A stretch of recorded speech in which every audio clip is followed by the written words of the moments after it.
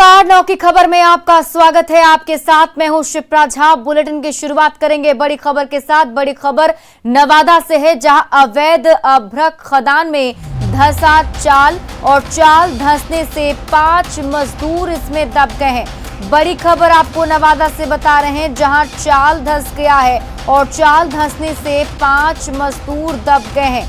एक युवती की हादसे में मौत की भी खबर है। मौत की आधिकारिक पुष्टि हालांकि अभी तक नहीं की गई है। हरदिया पंचायत के भाने खाप खदान की घटना बताई जा रही है। स्थानीय पुलिस को इसकी सूचना दी गई और फिलहाल पुलिस की टीम जांच कर रही है। हमारे सहयोगी अनिल विशाल अधिक जानकारी के साथ जुड़े हुए हैं। अनिल, क्या जानकारी मिल पा रही है? क्या जो मजदूर फंसे हुए हैं उन्हें निकालने का काम शुरू हो गया है? जी देखिए, अभी सबसे पहले रजौली पुलिस को यह सूचना प्राप्त हो चुकी है कि जो हरदिया पंचायत में जो भाने खाप का जो अवैध अभ्रक खदान है, जिसका खनन का कार्य जो है काफी साल से जो है रोका हुआ है, वहां पे अवैध तरीके से खनन का काम लगातार जारी है। तो पुलिस को अभी फिलहाल शुरुआती दौर में सूचना मिली है। पुलिस को हालांकि अभी पुलिस की टीम अभी मौके पर नहीं पहुंची है, मगर टीम जो है वहां मूव करने के लिए रेडी हो चुकी है। क्योंकि इलाका पूरी तरह से नक्सल है और डिफिकल्ट टर्रेन का वो इलाका है, तो इसलिए पुलिस जो है अब निकलने की तैयारी में है। जो अभी फिलहाल जो शुरुआती दौर में जो जानकारी मिलने आ रही है, 18 वर्षीय जो एक मजदूर की जो मौत हुई है, उसका नाम चिंता कुमारी के रूप में की गई है। और उसके साथ जो 4 लोग जो फंसे हुए हैं, उसमें से एक के और बॉडी के निकाले जाने की सूचना प्राप्त हुई है। हालांकि इस सभी खबरों की किसी में भी अभी आधिकारिक पुष्टि नहीं हुई है। हालांकि माफिया इस इलाके में इतने ज्यादा एक्टिव है और उनका वर्चस्व इतना ज्यादा है कि वो बॉडी को लेकर निकल जाते हैं और किसी को कोई भनक तक नहीं लग पाती है। फिलहाल जो सूचना मिल पा रही है उसके अनुसार जो बॉडी जिनकी मौत हुई है चिंता कुमारी की, उसके बॉडी को लेके जो माफिया है वो वहां से निकल चुके हैं। बाकी के निकालने का काम जो है वहाँ स्थानीय जो स्तर पे जो मजदूर और वो जो लोग जो इस खनन कार्य में जो सम्मिलित होते हैं, उनके द्वारा जो है सभी को निकालने का काम शुरू कर दिया गया है। अभी तक एक बॉडी के निकाले जाने की सूचना है और उसकी भी स्थिति अभी फिलहाल गंभीर बताई जा रही है। जी अनिल, जहां पर ये हादसा हुआ है उसके बारे में थोड़ा बताइए कि किस तरीके से यहाँ पर ये अवैध काम चल रहा था, कब से चल रहा था और वहां से थाने की दूरी कितनी है? जी देखिए, जैसा कि बताया कि थाने से उसकी काफी दूरी है, क्योंकि इलाका जो है पूरी तरह से नक्सल है और कई पहाड़ियों को पार करके जाना पड़ता है। क्योंकि वो एक सीमावर्ती इलाका है, तो झारखंड से वो इलाका जो है पूरी तरह से सटा हुआ है और कोडरमा जिला से वो जो इलाका है सटा हुआ है और वहाँ पहुंचना काफी मुश्किल हो रहा है, क्योंकि पक्की सड़क वहां तक नहीं जाती है। इसलिए माफिया जो है उन इलाकों में काफी एक्टिव होते हैं। वो अपना काम इसलिए धड़ल्ले से जारी रखते हैं। जब तक पुलिस किसी भी मौके पे पहुंचने का प्रयास करती है, तब तक माफिया वहां से निकल जाए होते हैं। तो इसलिए अभी फिलहाल जो शुरुआती दौर में जानकारी है, पुलिस को अभी फिलहाल सूचना मिली है। पुलिस वहाँ निकलने के लिए बिल्कुल। अनिल, आप इस खबर पर नजर बनाए रखिए। बहुत बहुत शुक्रिया तमाम जानकारी के लिए। और इसी बीच सहरसा से एक बड़ी खबर सामने आ रही है, जहां पान दुकानदार पर चाकू से हमला कर दिया गया है। बड़ी खबर आपको सहरसा से बता रहे हैं, पान दुकानदार पर चाकू से हमला किया गया है। नशा करने से मना करने पर चाकू से हमला किया गया। 2 युवकों ने पान दुकानदार पर हमला किया है। नीरज कुमार सदर अस्पताल में फिलहाल भर्ती है। सदर थाना के नया बाजार की घटना बताई जा रही है, जहां रंगदारी मांगने और लूटपाट का भी आरोप लग रहा है।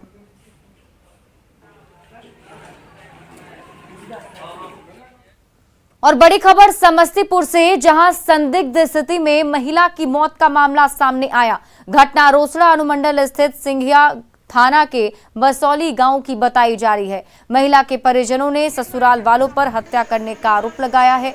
परिजनों के मुताबिक महिला के 2 बच्चे भी लापता हैं। मृतक की पहचान शाहिदा खातून उर्फ सहारा के रूप में हुई। हत्या का कारण आपसी विवाद बताया जा रहा है। मृतक के परिजनों ने घटना के संबंध में स्थानीय थाने में प्राथमिकी दर्ज करवाई है। पुलिस मामले की जांच में जुट गई है। हालांकि अभी तक आरोपी पुलिस की गिरफ्त से बाहर बताए जा रहे हैं।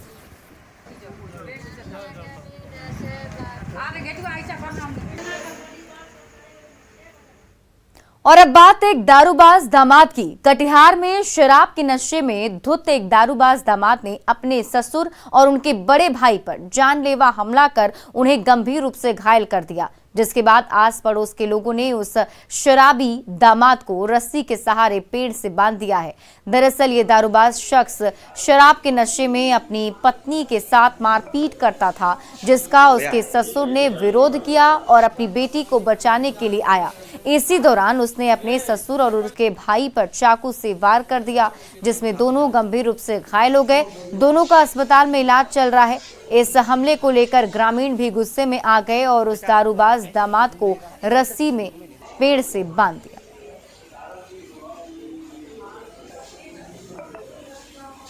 भैया, आपके पिता को चाकू से घायल कर दिया। चाकू से घायल कर दिया। कौन किया है? यही किया है मेरा हस्बैंड। क्या नाम है उसका? बबलू सा। क्यों किया, क्यों मारा? क्यों ऐसे दारू पे कैसे नोटंकी करता है, चाकू दिखाता, भालू दिखाता है, कहीं बोलता गोली मार देंगे, कभी हाय करते हैं। मैंने शराब के नशे में शराब का नशा में 24 घंटा रहता है। आज कितने लोगों को घायल किए? आज 2 लोग घायल, मेरा बड़ा पापा को और मेरा पापा को। चाकू मार के पूरा? हाँ, चाकू मार के घायल कर दिया। बांध के रखे हुए? क्यों? हाँ, बांध के रखे, बांध के नहीं रखेंगे और हमारा बालो बच्चा को जो मार देगा था, यहाँ जो है सबको मार देगा था। मार रहा है? सबको मार रहा है, किसी को नहीं चिंता है। पापा खाना खा रहे थे और फिर जाके उधर झगड़ा हो रहा था।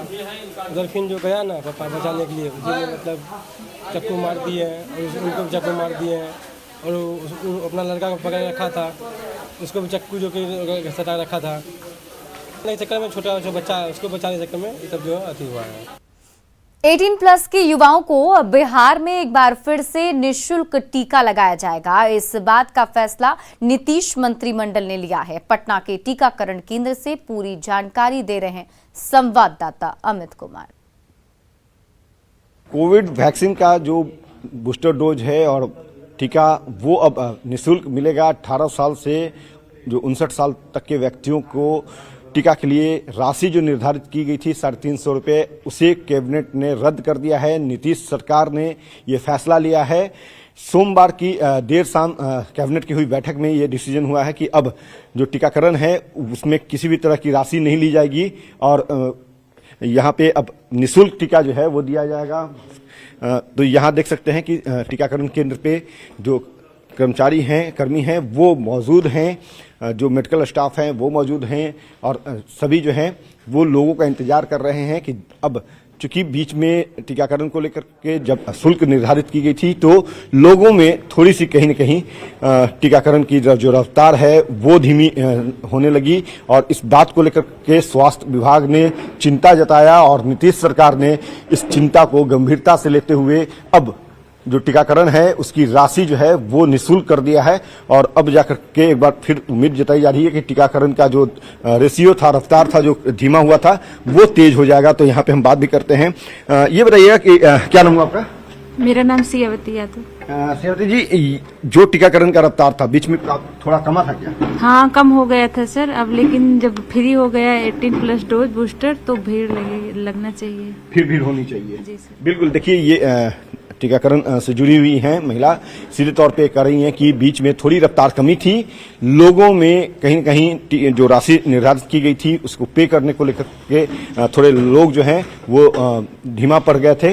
लेकिन अब चूंकि नीतीश सरकार का महत्वपूर्ण फैसला ये हुआ है कि टीकाकरण को लेकर के किसी तरह की राशि नहीं ली जाएगी, जैसे पूर्व में नहीं ली जा रही थी वैसे ही अब मुफ्त टीकाकरण होगा और अब उम्मीद जताई जा रही है कि टीकाकरण केंद्र पे एक बार फिर से टीका लगवाने को लेकर के लोगों में उत्साह, उमंग नजर आएगा, भीड़ नजर आएगी। कैमरा पर्सन मनीष जुनेजा के साथ अमित कुमार, न्यूज 18 पटना। लखीसराय में गर्मी और लू ने लोगों का जीना मुहाल कर दिया है। प्रचंड गर्मी को लेकर स्वास्थ्य विभाग भी अलर्ट है। सदर अस्पताल में 15 बेड का डेडिकेटेड वार्ड बनाया गया है। तैयारियों का जायजा लिया संवाददाता राकेश कुमार ने। बिहार में पड़ रहे भीषण गर्मी एवं लू ने लोगों को परेशान कर रख दिया है। अगर स्वास्थ्य विभाग की बात करें तो भीषण गर्मी को लेकर स्वास्थ्य विभाग भी पूरी तैयारी में है। अगर लखीसराय सदर अस्पताल की बात करें तो यहाँ भी आप देख सकते हैं डेडिकेटेड वार्ड बनाया गया है, जहाँ पे 15 बेड लगाए गए हैं ताकि कोई भी व्यक्ति अगर लू की चपेट में आता है तो उसे कोई परेशानी ना हो, उसका समुचित इलाज किया जा सके। इसको लेकर यहाँ पे पूरी तैयारी है।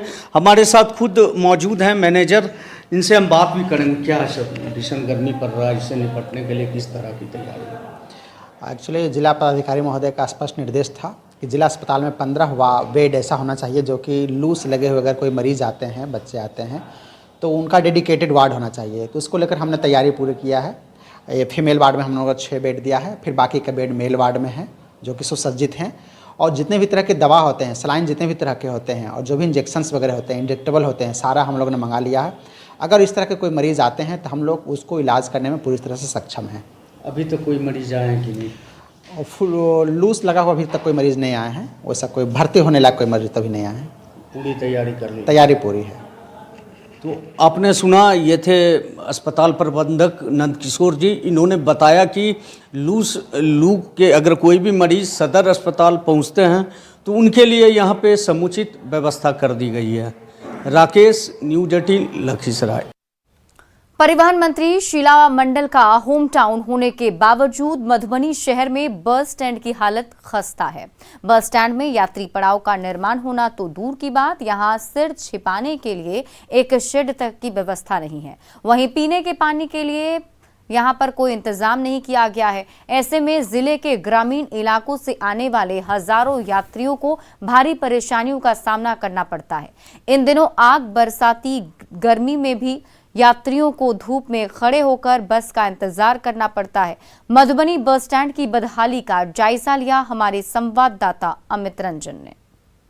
मैं यहाँ मधुबनी बस स्टैंड में मौजूद हूँ। यहाँ मधुबनी का जो बस स्टैंड है, ये आप यहाँ इन तस्वीरों में देख सकते हैं। यहाँ अभी इस भारी गर्मी में जहाँ अभी आसमान से कह सकते हैं कि आग बरस रही है, यहाँ टेम्परेचर 40 के पार है। लेकिन यहाँ इस बस स्टैंड में यहाँ यात्री पड़ाव तो दूर, यहाँ एक शेड तक का यहाँ निर्माण नहीं किया गया है। और पीने का पानी भी यहाँ जो यात्री आते हैं वो बस के इंतजार में यहाँ सड़क पर खड़े होते हैं। और यहाँ इस गर्मी में लोगों के पीने के लिए भी पानी का इंतजाम नहीं है।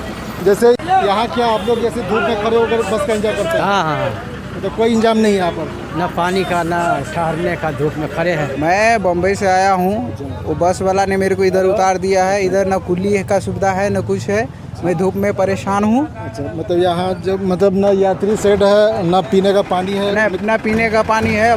पीना पानी है तो पैसे से खरीद के पीजिए। ना पीने के लिए पानी है, ना ही शौचालय है, कुछ नहीं है। पानी की दिक्कत है। अच्छा, मतलब कोई इंतजाम नहीं चाहिए? कोई इंतजाम नहीं है। मतलब जैसे आप लोग आते हैं यहाँ धूप में ही सब बस? हाँ, धूप में रहना पड़ता है, परेशानी है, पानी का व्यवस्था नहीं है। यहाँ बस स्टैंड में कोई सुविधा है ये नहीं है, यहाँ केवल शुगर का सुविधा है। मतलब सिर्फ गंदगी है, शुगर है और कुछ नहीं रहता है यहाँ। अमित रंजन, न्यूज़ 18 मधुबनी। बिहार में करीब 70% स्कूलों में खेल के मैदान नहीं हैं। पटना का हाल तो सबसे ज्यादा बुरा है।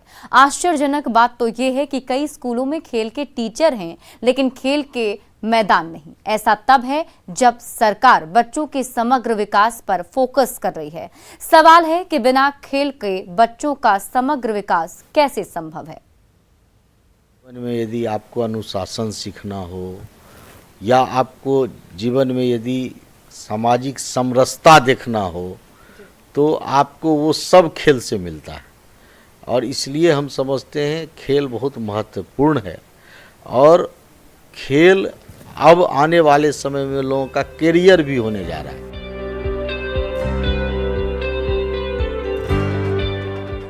बच्चों के समग्र विकास के लिए खेल जरूरी है, ये मानना है बिहार सरकार का। लेकिन आप ये जानकर हैरान रह जाएंगे कि बिहार के करीब 70% स्कूलों के पास अपना खेल का मैदान नहीं है। ये संख्या कोई 100-200 नहीं है बल्कि हजारों में है। राज्य में 54,634 विद्यालय ऐसे हैं जहां खेल के मैदान नहीं है। कहा जाता है कि बच्चों के समग्र विकास के लिए पढ़ाई के साथ साथ खेल भी बहुत ज़रूरी है, लेकिन बिहार के सरकारी स्कूलों में खेल कक्षाएं का संचालन तक नहीं होता। कारण है कि बिहार के कई स्कूलों में खेल के लिए मैदान ही उपलब्ध नहीं है। बिहार के लगभग 54,000 ऐसे स्कूल हैं जिसके पास खेल का मैदान नहीं। ऐसे में उन स्कूलों में पढ़ने वाले बच्चों का समग्र विकास कैसे होगा? अब जरा जिलेवार आंकड़ों पर नजर डाल लीजिए। राजधानी पटना में 4193 स्कूल हैं, जिनमें 2826 स्कूलों में खेल के मैदान नहीं हैं। वहीं भागलपुर में 2262 स्कूल हैं, जिनमें 1606 स्कूलों में खेल के मैदान नहीं हैं। वहीं गया की बात करें तो गया में 3785 कुल मिलाकर स्कूल हैं और उनमें 2355 स्कूलों में खेल के मैदान नहीं हैं। गोपालगंज में 2205 स्कूल हैं, लेकिन 1432 स्कूलों में खेल के मैदान नहीं हैं। जहानाबाद में 1028 कुल मिलाकर स्कूल हैं और 714 स्कूलों में। वहीं मुजफ्फरपुर की ओर अगर ध्यान दिया जाए तो कुल मिलाकर 3691 स्कूल हैं, जिनमें 1868 स्कूलों में खेल के मैदान नहीं हैं। रोहतास में कुल मिलाकर 2738 स्कूल हैं, लेकिन 1684 स्कूलों में खेल के मैदान नहीं हैं। मधुबनी में कुल मिलाकर 3594 स्कूल हैं, जिनमें 1789 स्कूलों में खेल के मैदान नहीं हैं। समस्तीपुर में कुल मिलाकर 3076 स्कूल हैं, जिनमें 1676 स्कूलों में खेल के मैदान नहीं हैं। सिवान में 2871 स्कूल हैं, जिनमें 1954 स्कूलों में खेल के मैदान नहीं हैं। औरंगाबाद में 2476 स्कूल हैं, जिनमें 1730 स्कूलों में खेल के मैदान नहीं हैं। ये आंकड़े बताने के लिए काफी है कि बिहार में कितने स्कूलों में खेल के मैदान हैं। आश्चर्यजनक बात तो ये है कि सबसे खराब स्थिति बिहार की राजधानी पटना की है। पटना में 4193 सरकारी स्कूल हैं, जिनमें से 2836 स्कूलों में खेल के मैदान नहीं है। आंकड़े बहुत हैं जहां बच्चों का समग्र विकास नहीं हो पा रहा है, क्योंकि इन स्कूलों के पास खेल से संबंधित कोई गतिविधि नहीं होती है। बच्चों को अच्छी शिक्षा तो जरूर दी जा रही है, लेकिन उनका समग्र विकास कैसे होगा, कैसे वो खेल पाएंगे, ये भी सुनिश्चित करना बहुत जरूरी है, क्योंकि इन स्कूलों के पास अपना प्लेग्राउंड नहीं है।